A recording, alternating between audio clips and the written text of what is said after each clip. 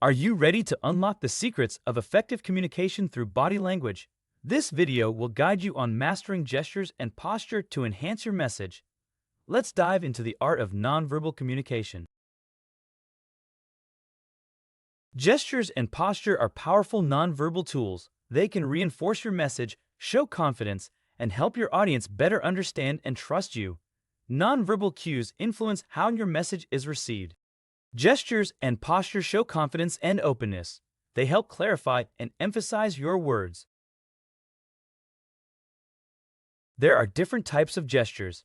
Emphatic gestures add energy, illustrative gestures help explain ideas, and regulating gestures manage the conversation's flow.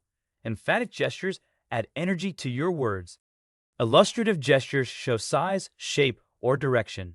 Regulating gestures control the flow of conversation. Use open hands and arms to appear approachable. Nodding shows you're engaged, and making purposeful movements keeps your gestures clear and meaningful. Open hands and arms, nodding to show understanding. Purposeful movements. Avoid gestures that can seem aggressive or closed off, like pointing or crossing your arms. Fidgeting can distract your audience and weaken your message. Pointing aggressively, fidgeting or playing with objects. Crossing arms defensively. Your posture speaks volumes. Standing or sitting up straight and facing your audience shows you're confident and engaged. Good posture projects confidence. Stand or sit up straight. Face your audience directly. Open posture, like relaxed shoulders and uncrossed arms, invites connection.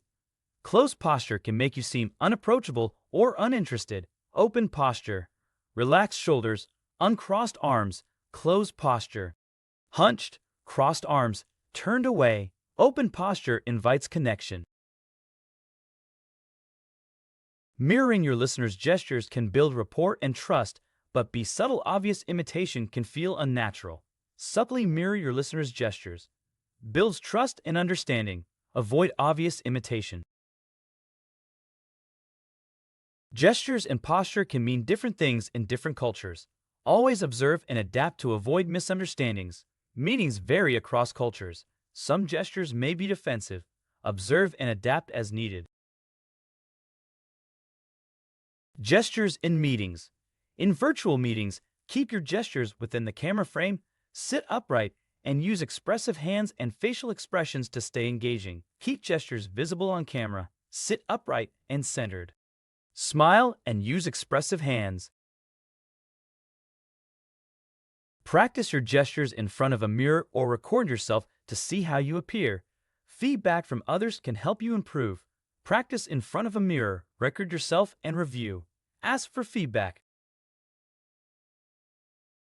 Be careful not to overuse gestures or make them seem forced. Also, don't neglect your posture. Both are key to effective communication. Overusing gestures, unnatural or forced movements, ignoring posture. Coordinate your gestures with your speech to highlight important points. Keep your movements natural for the best impact. Time gestures with key points. Use gestures to highlight ideas. Keep movements natural. In group settings, use gestures that include everyone. Face the whole group and use confident posture to command attention. Make gestures inclusive. Face the group, not just one person. Use posture to command attention. Adapt your gestures and posture to fit the situation. Formal settings may require more restraint, while informal ones allow for more expressiveness. Formal versus informal settings. Adjust gestures and posture accordingly. Observe others for cues. Mastering gestures and posture enhances your message, builds credibility, and keeps your audience engaged. Enhances message clarity, builds credibility and trust, engages your audience. Every day, stand tall, smile, and use open gestures. Being aware of your body language makes you a more effective communicator. Stand tall and smile. Use open gestures. Be aware of your body language. Take a moment to reflect on your gestures and posture. What could you improve? Set a small goal for your next interaction. Reflect on your gestures and posture. What can you improve? Set one goal for your next conversation. Remember, gestures and posture are essential for effective communication. Use open, confident body language and keep practicing to improve. Gestures and posture are essential for effective communication. Use open, confident body language. Practice and adapt for best results.